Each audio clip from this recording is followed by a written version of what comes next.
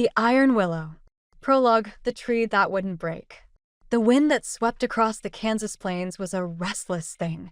It prowled day and night, a low growl across the grasslands, bending fence posts, rattling windows, and tearing shingles loose.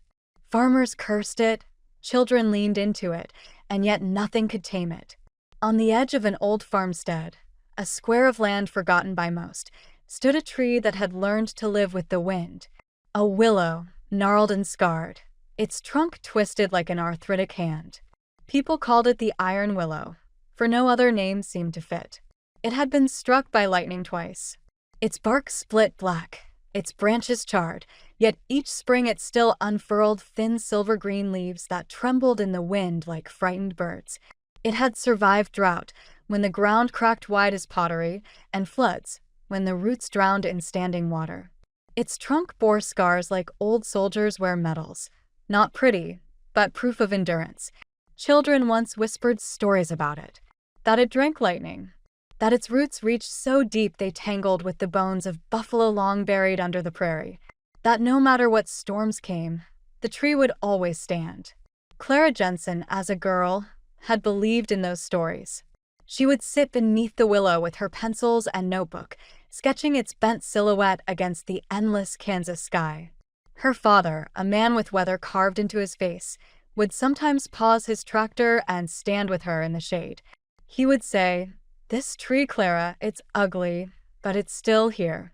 Storms come, storms go, but the ones that last are the ones that bend." She didn't know back then how much she would come to cling to those words. Because years later, Clara returned to that same farm, not as a child with a sketchbook, but as a woman hollowed by loss. The willow stood as it always had, scarred, leaning, stubborn. And she, too, would have to learn what it meant to bend without breaking. Part 1, the breaking season. Clara had once believed in ordinary lives.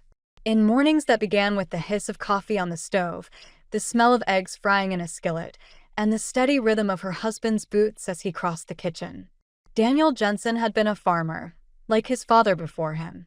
He laughed easily, sang out of tune, and made promises that always sounded believable.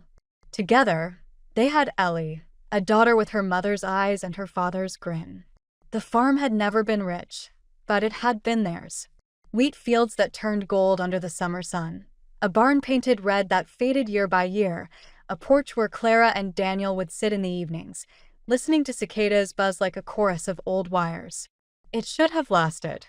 But fate does not always care for should. The autumn of Daniel's death was wet. The highway slick, the sky a haze of rain. He was hauling feed in the old pickup, only a few miles from home, when another truck lost control on the curve. Clara never saw the accident, only the aftermath. Police lights flashing blue and red across wet asphalt. A neighbor's knock on the door. The sound of her own voice breaking as if someone else had torn it from her. At the funeral, Ellie clung to her mother's hand with the grip of a child trying to anchor herself against the impossible. Clara smiled for her daughter's sake, but inside she felt hollow, like the barn after winter, walls standing, rafters empty.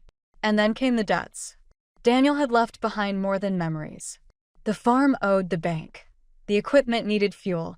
The taxes waited like wolves at the edge of the yard. Clara sat at the kitchen table night after night, staring at envelopes stamped final notice, as if sheer will could turn the numbers into something manageable. Winter crept in with its cold claws. Clara patched Ellie's clothes until they were more stitched than fabric. Meals shrank to beans, bread, and thin soup. Sometimes she skipped her own supper so Ellie would have enough. Still, Clara rose each dawn, built fires, fed the animals, did the work that had to be done. She told herself she could endure. She told Ellie's stories of strength. But in the hours after her daughter slept, when the house was quiet, Clara would fold forward on the table, her face buried in her arms, whispering again and again, "I can't. I can't. I can't."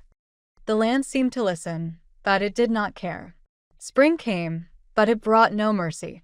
The rains returned, heavy and endless. The wheat fields drowned. The barn roof, already sagging, gave way under the weight of water. Livestock sickened in the mud. Clara tried to save what she could, but every day felt like bailing a sinking ship with bare hands. Neighbors began to leave. She watched wagons roll down the road, belongings piled high, families heading toward towns with better chances. Empty houses dotted the horizon, their windows staring hollow-eyed at the sky. Clara thought of leaving too. She packed a suitcase once. Just clothes, a few keepsakes, Ellie's schoolbooks, and set it by the door. She stood on the porch, staring at the road that led away from the farm. It would be so easy to step onto it, to chase a different life, to lay down this endless burden. But then her eyes drifted to the Willow. The storm raged that night, rain slamming the windows, wind howling like wolves. Clara stood at the porch rail, Ellie tucked against her hip, and stared at the tree. Its branches whipped. Its trunk bent so far she thought it must split. But it didn't. It bent and bent again, and still it rooted itself in the earth. Clara whispered to her daughter, more prayer than promise. If it can stand, so can we. She closed the suitcase, shoved it back into the corner, and resolved, not with joy, not with optimism, but with the bone-deep stubbornness of someone who has nothing left but the refusal to quit. The breaking season was not over, but she had bent, and not yet broken. Part 2, The Weight of Ashes. The letters came in a slow drumbeat, never all at once, as if the bank understood that a steady pressure could break a person better than a single blow. Pale envelopes with windows that showed her name and the farm's address, as if the paper itself wanted to remind her that both belonged to it. Clara stacked them in a cracked blue bowl on the kitchen counter, the same bowl her mother had used for bread dough. Once it had smelled of yeast and warmth. Now it smelled of paper and worry. She learned the choreography without looking. Steam rising from the kettle, the soft rasp of the paring knife slipping under the glued flap, the sigh the paper made when she unfolded another threat dressed as courtesy. We regret to inform you. We remain committed to working with you. Interest accrues. Final notice. Foreclosure proceedings may commence. The phrases were as polite and cold as snow at Easter. When Ellie asked what the mail said, Clara answered in a language adults use to save children. They want numbers we don't have yet. Ellie accepted this because she was young, and because she trusted her mother the way crops trust rain. That trust was its own weight. The farm wore its grief out loud. The barn roof caved and then sulked, a long bruise across the ridgepole. The wind had a whistle through the east wall that sang at night like a distant train. Floodwater scummed the pond's edges and left a necklace of twigs high in the cottonwoods to mark how far it had climbed. Fence posts leaned the way tired men do together, so they would not fall alone. Clara folded what could be folded and mended what could be mended. She saved twine in a ball the size of a child's head. She straightened nails with a hammer and kept them in an old coffee can, the metal rasping like dry beans when she carried it. She counted pennies in the half-light of morning and told herself that the act of counting meant the number might change. Neighbors began to go. It happened in a trickle and then as a tide. One day a family's yard would be the usual mess of good intentions. Buckets, a bicycle missing its chain, a hen wired ingeniously to an old doghouse to make a second coop. The next day there would be a hollow sound to the place, a silence that collected in the corners. Windows were boarded with lumber that had never expected to be asked to say goodbye. Starting over, the neighbors said, their voices the brave kind you use when fear has already eaten the softer ones. They shook hands, hugged too long at the mailbox, looked at the sky for something like permission. Some left casseroles that steamed on the back steps, the last warmth they could afford to give.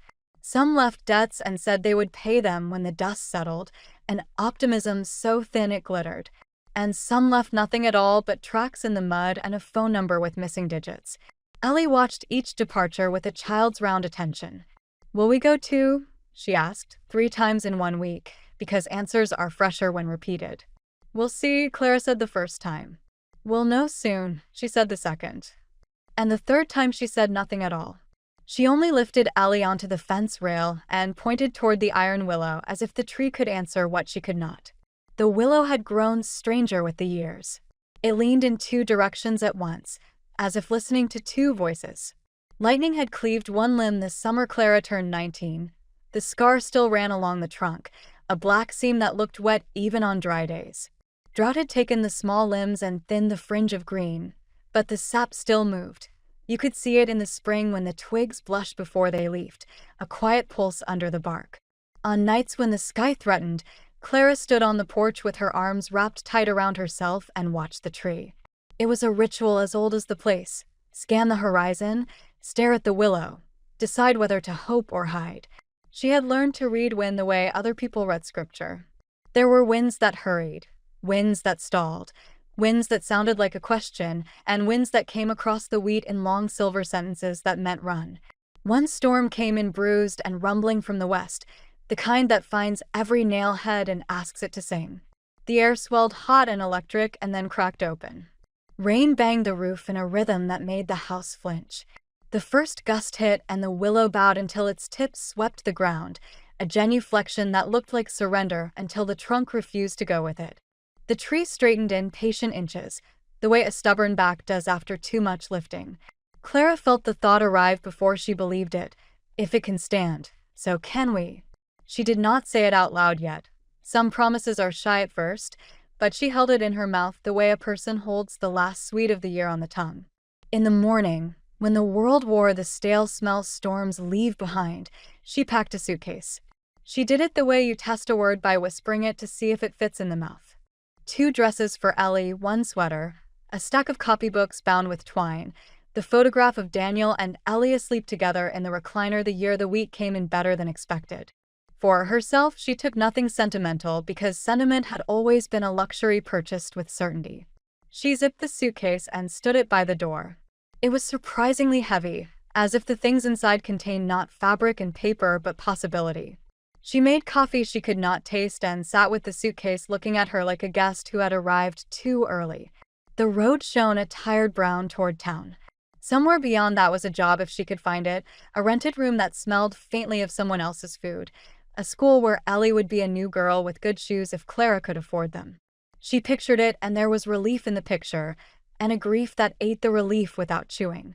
Ellie came down the stairs with hair still damp from the wash basin, slipping her arm into her mother's without asking. "Are we going?" she asked, quieter now, as if the house might hear and object. "Maybe," Clara said. "Maybe after chores." Because chores were something you could finish. Choices were not. They fed the hens, who scolded as if all of this were a personal slight. They scattered feed for the last 2 pigs, whose conversation was always a matter of appetite and complaint. They checked the fence line where the south post had sunk and propped it with a broken harrow tooth because the farm was made of substitutions now. By the time they finished, a new wind had risen. It was not the kind that shouts. It was the kind that speaks in a low, steady voice, the voice you use with a frightened horse. It combed the grass until the field lay smooth and shining as if brushed by a careful hand. The willow stirred. Its leaves turned their paler sides to the light, an old weather sign that promised nothing and delivered the same. Clara walked to the tree without planning to, the way a tired person walks toward shade. She set her palm against the trunk. The bark was rough and cool. It left its story on the heel of her hand. She remembered her father's voice beside her when she was small, telling her that trees picked their fights wisely. They gave to the wind to keep the root. "Bend or break," he'd said, tapping the willow with a knuckle as if it were a bell. "Bend if you have to. Keep the root." She said it now to herself, almost mouthing the words. Keep the root. Ellie watched from the porch. "Mama?" she asked, and the one word contained every other. "Are we leaving? Are we staying? Are we safe?" Clara did not answer with a sentence. She bent, dug her fingers into the damp soil at the tree's base, and felt the grit and the small, cool lives that moved there.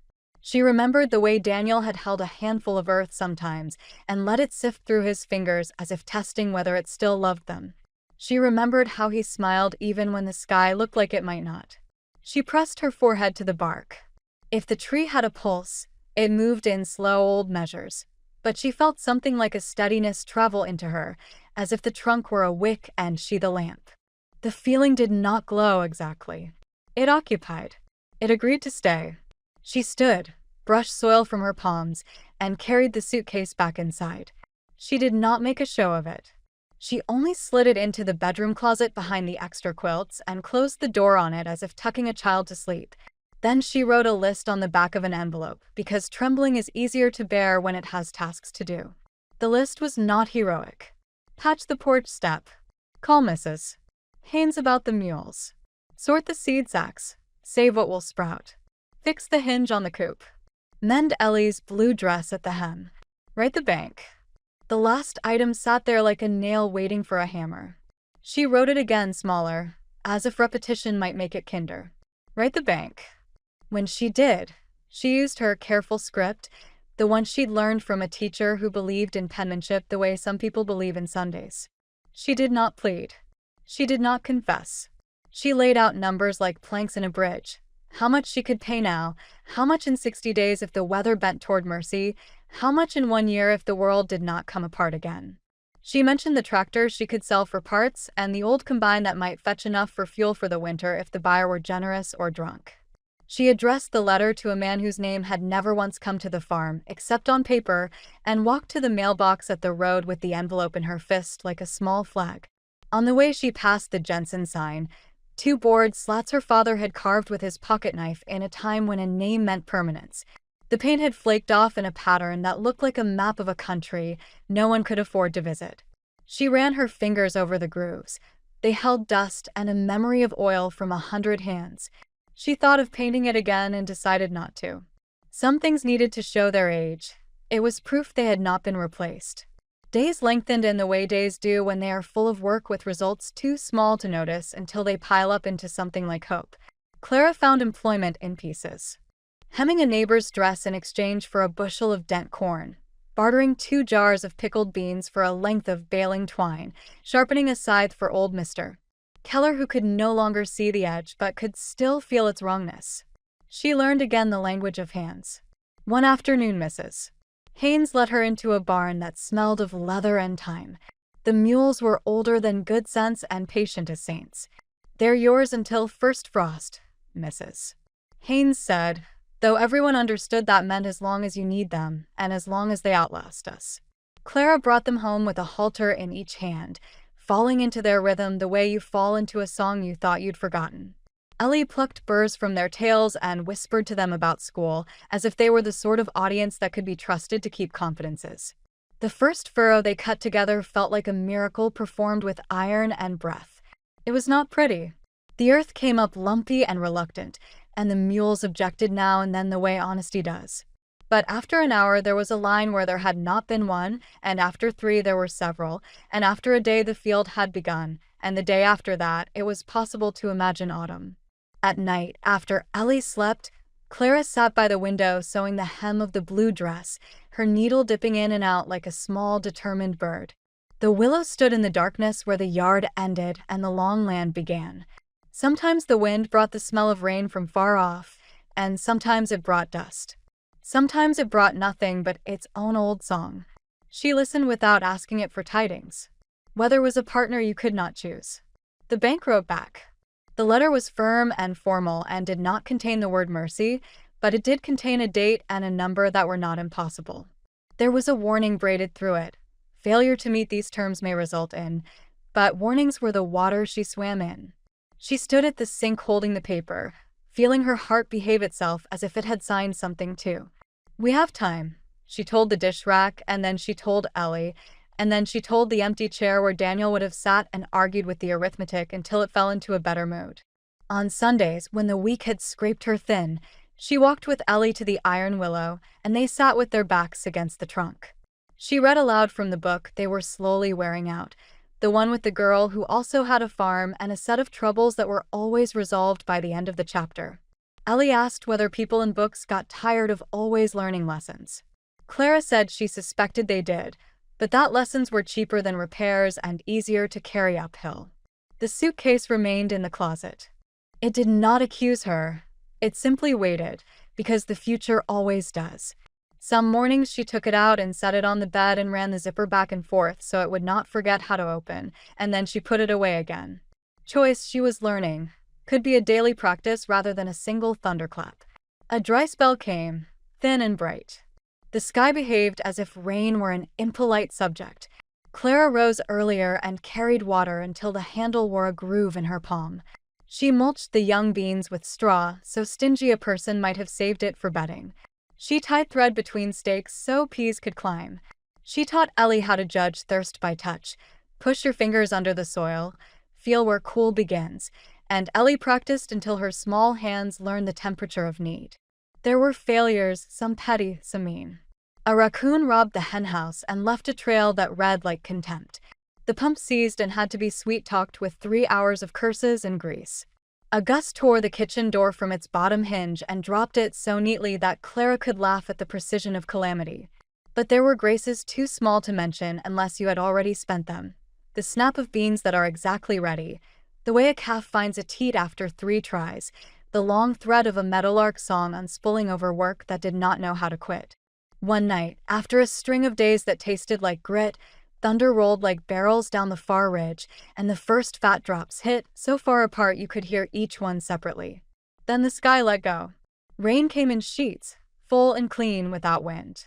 Clara stood on the porch and let it soak her hair and roll down her face.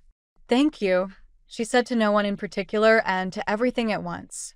Rain washed dust from the willow's leaves and left them shining, each one a small coin she had not known she owned. Under that steady water, the weight that had been riding between her shoulders moved. It did not lift. Weights of that sort rarely do. But it slid down into her legs and calves, turned into something a body could carry because carrying is what bodies are for. When the storm passed, she stepped into the yard and the earth took her weight with a softness that felt like yes. She laid her palm against the willow again. The bark was slick with rain, cool with it, alive to it. "We'll stay," she said then, aloud for the first time, testing the sentence in the wet air. The tree did not answer and therefore did not disagree. In the morning, she began writing a different kind of list. Not things to fix because they are broken, but things to build because we are staying. She wrote repair the bee frames, ask Keller about the queen, though she did not yet know where she would find the money for the bees. She wrote fence the north quarter with posts cut from the old cottonwood, and train the mules to the sled, and in smaller letters as if asking a favor of the future, save for Ellie's school shoes. The suitcase slept in the closet. The willow woke each day to the same wind and met it with the same answer. And Clara, who had learned the vocabulary of leaving in every letter the bank sent, began to conjugate a different verb, to root. Part 3. The work of survival. The first days of survival were clumsy. Clara had spent her whole adult life working beside Daniel, sharing the weight of decisions, the strain of harvest, the late-night arithmetic over ledgers that never added up. Without him, her hands knew the work, but her mind stumbled. She moved through the hours as if wearing someone else's boots. Too large, too heavy, too uncertain. The mules were patient. That was their blessing. When Clara yoked them for the first time, fumbling with leather straps stiff from years and misses. Haynes' barn. They only turned their ears back toward her as if to say, "Steady, we've known worse hands than yours." They leaned into the soil, broad-shouldered and slow, pulling the plow through earth that resisted in heavy clods. Ellie followed with a basket, stooping to gather stones, her hair plastered to her cheeks with sweat. She was too young for such work, but in the fields of Kansas, childhood bent early. Her small hands, raw and scraped, carried rocks as if they were proof she belonged in this battle. Row by row, furrow by furrow, the field took shape. Clara's palms blistered, then split. At night she soaked them in cool water, whispering apologies to fingers that once had only mended shirts and braided her daughter's hair. Now they gripped reins, swung hammers, pulled weeds. She bartered where she could. An old man named Pike had seed potatoes stored in his cellar, too many for his small plot. Clara patched 2 of his coats in exchange, her stitches neat even when her eyes blurred with fatigue. In return, she came home with a burlap sack of promise over her shoulder. She and Ellie, planted by moonlight, crouched in the soft furrows, burying each potato as though it were a prayer. From the willow, she gathered what storms had thrown down, branches long and slender, scarred where lightning had kissed them. She carved them into stakes for beans, into handles for tools, into pegs for the sagging fence. It was as though the tree itself lent her strength, a silent ally that never asked thanks. At night, when the lamps burned low, Clara and Ellie sat at the kitchen table. Ellie read aloud from her school books, her voice halting but determined. Clara mended clothes, needles flashing in and out of fabric, and sometimes wrote numbers in the ledger, just to feel that the future had shape. The sound of Ellie's voice, the rustle of pages, was a balm against the silence. Some days ended in failure. Chickens lost to foxes. Corn seedlings chewed down to nubs by beetles. A calf-born week that did not see dawn.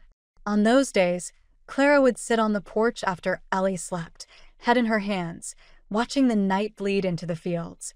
She would whisper to the dark, "I can't. I can't." But the iron willow stood outside, leaves shivering in the moonlight, and the words never stayed. There were small victories, too. Potatoes sprouting pale shoots. Eggs lined in straw. A loaf of bread that rose higher than expected. A neighbor arriving with a sack of flour, pressing it into Clara's hands with no more explanation than, "I owed Daniel once." Purpose returned in fragments. In the ache of muscle after a day's work. In the sound of Ellie's laugh when she dropped into bed, too tired to resist sleep. In the way the mules stood calm under a sky full of thunder, reminding Clara that storms passed. Always storms passed. One evening, as the sun set red across the horizon, Clara walked to the willow.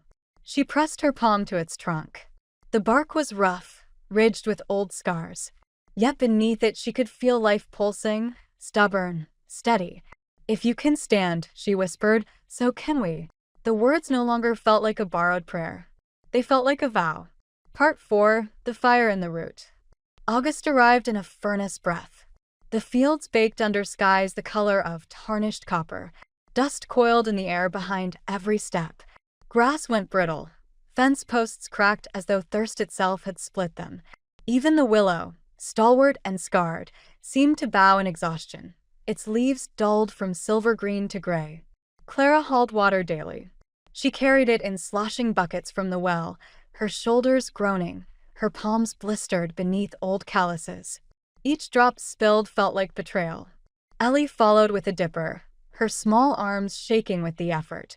Together they poured life into soil that swallowed it greedily and begged for more. Then came the lightning. It started with a single crack that split the sky in two. Rain should have followed, but the storm was dry, a cruel kind, all fire and no mercy.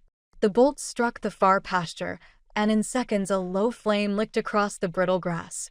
"Fire!" Ellie cried, her voice thin in the heavy heat. Clara dropped her bucket and ran.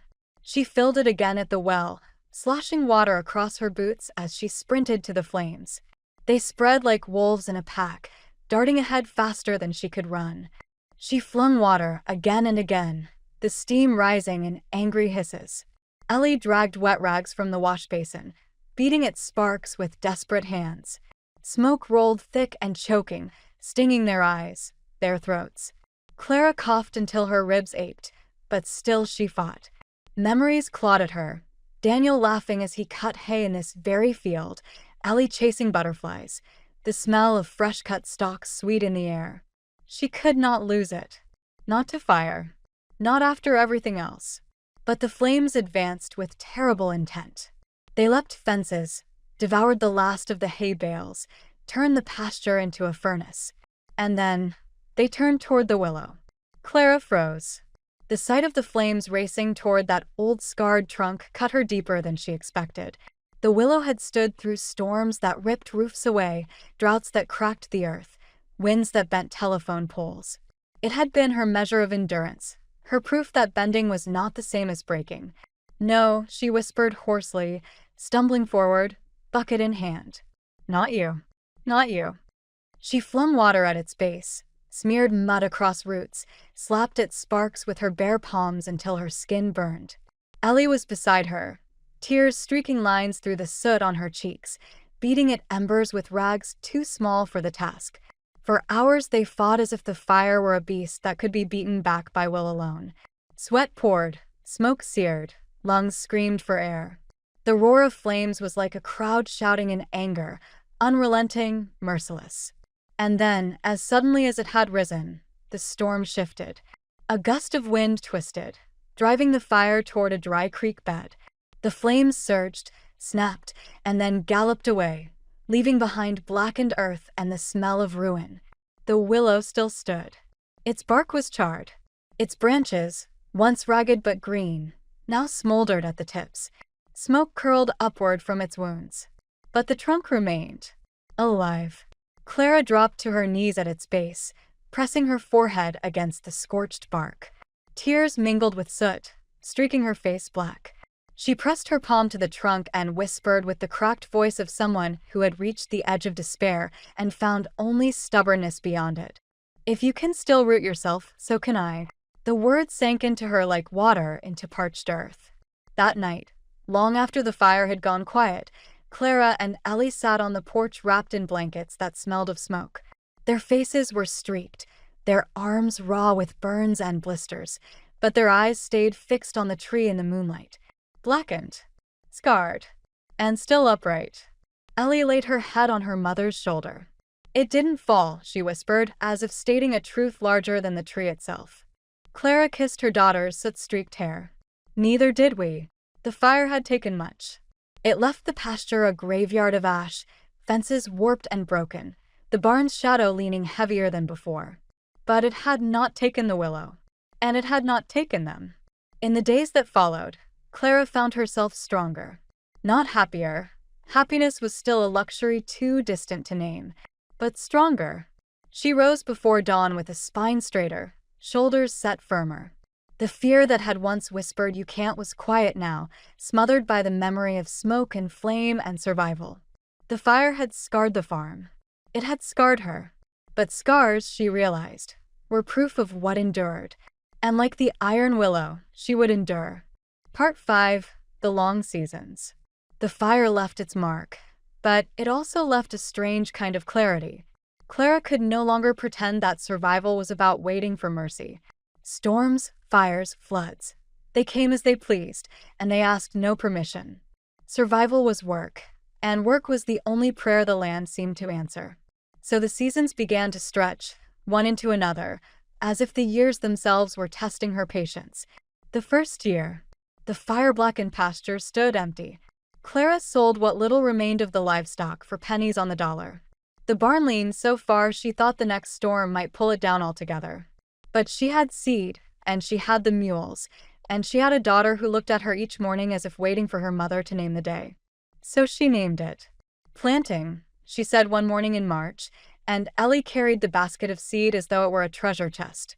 They bent to the soil together, hands pushing each kernel into the furrow, covering it with a small sweep of dirt.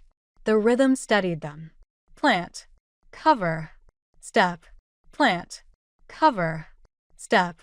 By the time the sun stood high, their backs ached, their knees were stained brown, but the field had begun again. That summer, green returned to the scorched earth. Small, stubborn stalks shouldered through the ash, whispering that the soil still held life. Clara walked the rows every evening, pulling weeds, swatting pests, whispering her own stories to the crops as if they could hear her. By harvest, the yield was small but real. Enough to keep them, enough to sell a little, enough to remind her that effort was not always wasted. The second year, the barn finally collapsed under a spring storm, timbers groaning, roof sagging until it caved with a sigh. Clara salvaged what she could. Nails straightened, beams cut into lengths, doors hauled to be used as fencing. Waste was a word for people who could afford it. She and Ellie built a shed, small and crude but dry. The mules sheltered there, and tools found a corner. Each nail driven by Clara's hand echoed through her bones. She was carpenter now, mason now, builder because no one else would build for her. Neighbors trickled back. Some who had fled in panic now returned, drawn by stubborn pride or the impossibility of starting fresh elsewhere. They looked at Clara's farm and blinked. It had not flourished, but it had endured. They asked how she managed. She never gave the real answer. She only said, one thing at a time. The third year, debts still hung like storm clouds, but Clara chipped away at them. A payment here, another there. Every coin earned from selling eggs or sacks of beans went first into the battered ledger. The bank clerk raised his eyebrows when she handed over crumpled bills and coins, but he counted them without comment. She left each time with her chin lifted, shoulders squared. Ellie grew taller. Her dresses grew shorter on her legs until Clara let out seams and then finally pieced new hems from patched fabric. Ellie read more, her voice steady and sure. At night, she traced her finger down maps in her schoolbooks, whispering the names of cities Clara had never seen: Chicago, Denver, St. Louis. She spoke of becoming a teacher, or maybe an engineer, or maybe both. Clara listened with quiet pride and quiet fear. Dreams were fragile, but sometimes they were the only harvest worth guarding. The 4th year, drought came again. The sky closed itself, and the earth cracked open. Clara hauled water until her arms trembled. The mules grew thin, the fields grew gray. Yet somehow, by persistence, by barter, by sheer will, they made it through. One sack of beans stored, then another. Bread baked thin but baked still.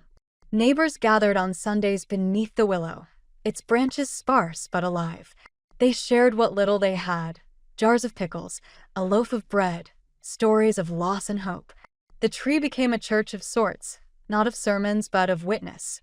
People leaned against its scarred trunk and remembered aloud that they were not alone. The 5th year. Clara stood in the bank with the final payment in her hand. The clerk blinked at her. "You're square, Mrs. Jensen," he said, as though he couldn't quite believe it. She signed her name with a hand that no longer trembled. When she returned home, she pressed the deed flat on the kitchen table. Ellie traced the letters with her finger. The farm was theirs again. Not rich, not new, not easy, but theirs. The iron willow. Through it all, the willow remained. Each season left new scars. Charred bark. Broken limbs. Leaves fewer some years, fuller others. But still it rooted itself. Still it bent and swayed and whispered in the wind. Clara often sat beneath it after long days, her back against its trunk, Ellie at her side. She would close her eyes and let the breeze play through the branches. The tree was ugly now, more scar than wood. But to Clara it was beautiful. It was proof that endurance could be its own kind of grace. And as she watched her daughter growing strong, learning to read the sky, learning to build, learning to dream, Clara knew she, too, had become something like the willow. Scarred, weathered, bent, but still standing. Epilogue of the new season. The years turned like pages worn thin by use. One after another, steady, relentless, but not unkind.